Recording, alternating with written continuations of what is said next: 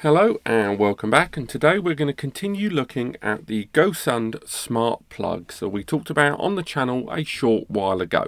Now this software review today is going to be in two parts. I'm going to set one of the plugs up for the first time to give you guys an idea of how it's done, and then we're going to have a little look at the software and show what exactly it can do. Now, first and foremost, it's worth mentioning, as this is a screen recording, it is going to make it tough to show the plug being activated on and off. So there will hopefully be some audio cues, or I'll just have to notify you when they take effect. But the first thing you need to do to get this up and running is to download an application called Go Smart. There is their own application which seems near enough identical, but everyone seems to indicate that you should go to the Go Smart app.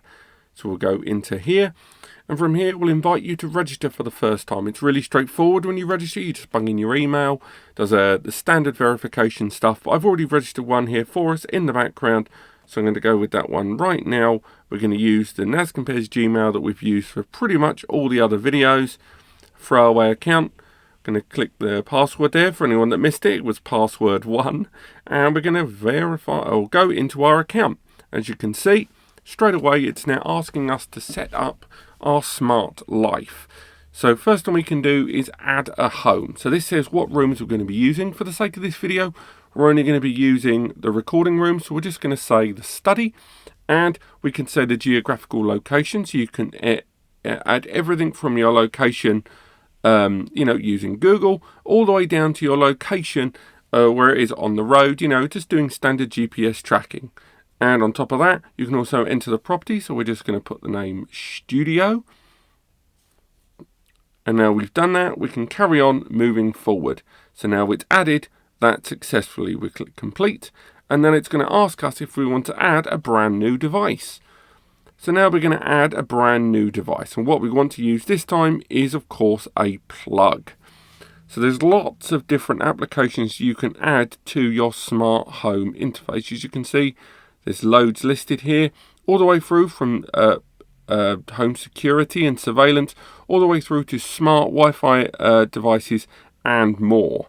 What we want to go for, of course, is a smart plug, and we'll move forward from here now. So the next thing we need to do is make our way over to the plug, and I'm going to hold the button on the plug for the 5 seconds it suggests.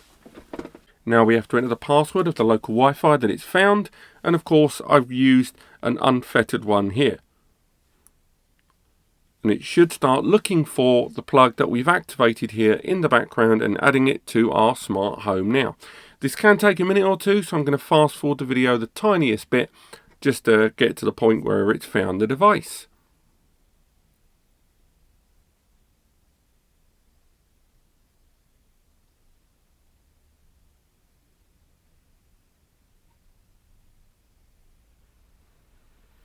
And as you can see, it has found the mini smart plug that we've enabled in this room. Moving forward from here, we can then do lots of stuff with this plug. Now, once again, this is where you're going to have to take my word for it, guys. So when I click power on and power off, the light above me, you might be able to hear the click if I bring the mic closer.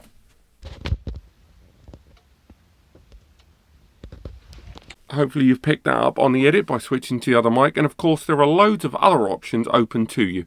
So you can set a timer here for and a schedule just to show just how long you want these different implements, be they heating or maybe a food cooking appliance, to be utilized for. It's incredibly straightforward and really, really easy to use.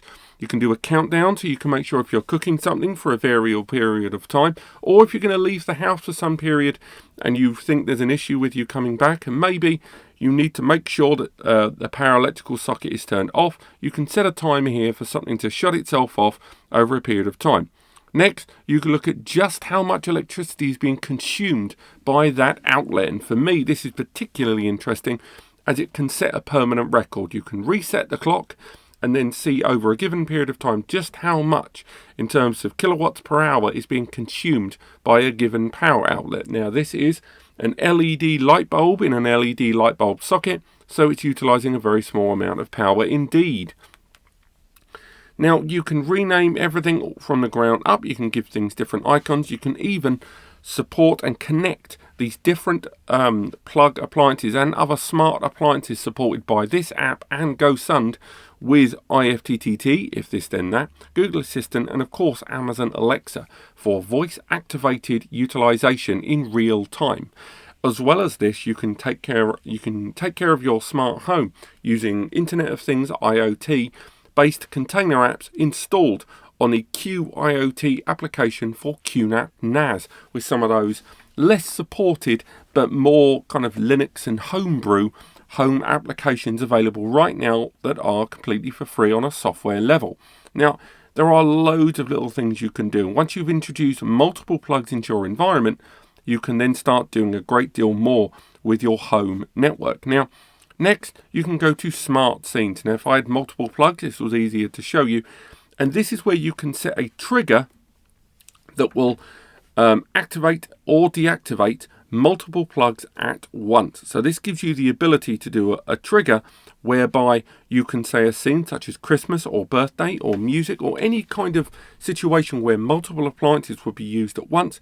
You can create individual executional actions all at once, all of which can be on your smart dashboard and all of which can be executed multiple times, either together or one after the other.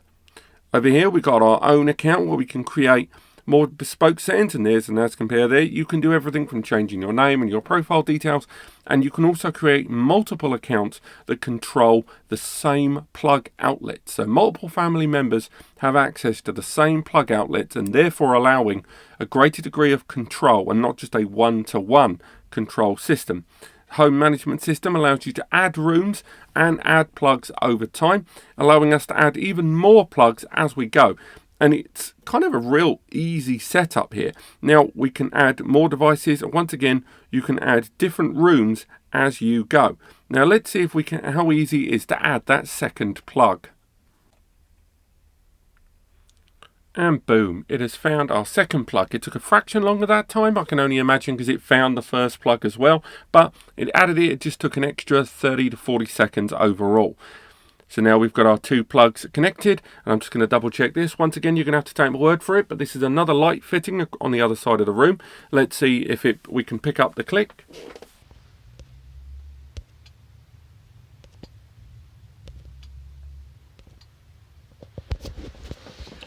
Hopefully you caught that there. And it really is that straightforward. I mean, again, I've dealt with a few smart home devices, and I'm going to be doing more and more throughout the closing stages of 2019 and 2020. And I'm building a very bespoke setup here, so hopefully I'll be featuring as much as I can here on YouTube. But nevertheless, overall, I'm quite happy with these plugs. Not only are they more competitively priced than a number of them out there, and I know, as I mentioned before, there are three particular brands that seem to be at the top of all the lists there whenever you Google these things or Amazon these things.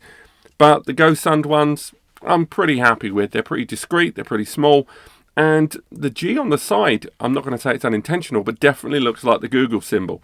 And I think that is, a lot of you out there might actually care about stuff like that. Now, the only last thing that we should really talk about is adding scenes. The ability to do automated ones based on different devices you've got, and the ability to have that automatic switch of on, off, and timed management of different devices is something that I would really look forward to doing. I don't have enough smart devices here to give you a proper representation of that, but I think that's another one of the cool little features that's included here that's just not readily available with the other brands.